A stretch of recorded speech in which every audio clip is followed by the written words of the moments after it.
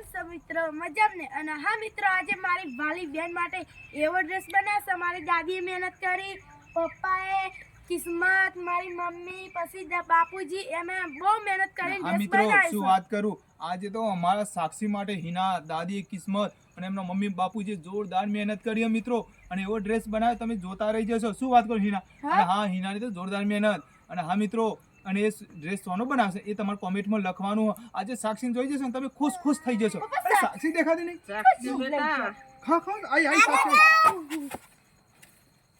અરે વાહ વાહ વાહ વાહ સાક્ષી વાહ. કેમ છો મિત્રો? મજામાં.